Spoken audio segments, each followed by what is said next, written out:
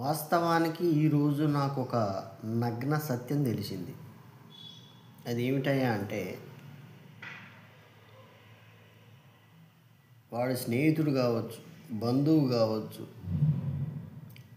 మన శ్రేయోభిలాషి కావచ్చు, ఎవడైనా సరే ప్రతిదానికి ఒక గ్రేడ్ ఉంటుంది. ఆ గ్రేడ్ మట్టుకే వాళ్ళకు రెస్పెక్ట్ కానీ, ఫ్రెండ్షిప్ కానీ, తర్వాత షేర్ చేసుకునే థింగ్స్ కానీ ఏవైనా ఉండొచ్చు. అంతవరకే ఉండాలి తప్ప మనమేదో వీడు మనల్ని విపరీతంగా అభిమానిస్తున్నాడు, ప్రేమిస్తున్నాడు, మనం ఏదో కోరుకుంటున్నాడు, మనకి ఏదో ఒరగబెడతాడన్న ఆలోచనలో మనం భ్రమలో ఉండి వాడికి ఎక్కువ రెస్పెక్ట్ ఇచ్చి వాడి కోసం మనం టైం సేకరించి మనీ సేకరించి టైం స్పెండ్ చేసి మనీ స్పెండ్ చేసి వాడిని మనం నెత్తి మీద పెట్టుకొని అది చేసి ఇది చేసి ఆఖరికి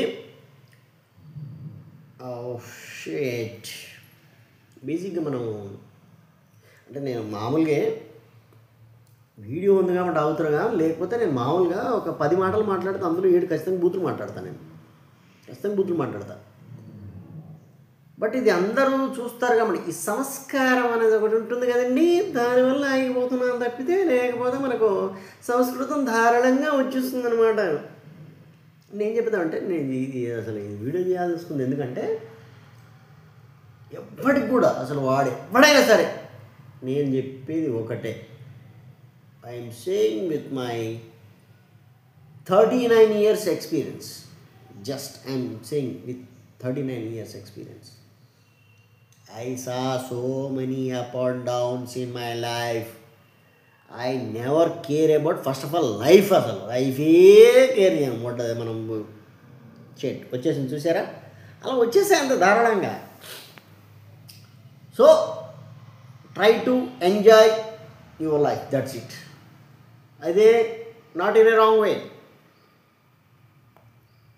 క్రమ పద్ధతిగా సక్రమంగా ఇన్ని రైట్ వే అన్నట్టు. ఓవరాల్గా ఈ వీడియో చేసిందంటే దానికి ఒక మెయిన్ పాయింట్ ఏంటంటే వాడెవడైనా సరే నెత్తిని పెట్టుకోవద్దు. వాడు ఫ్రెండ్ కావచ్చు, శ్రేయోభిలాషి కావచ్చు, ఎవడైనా కావచ్చు, వద్దు, నెత్తిని పెట్టుకోవద్దు. Try to be happy.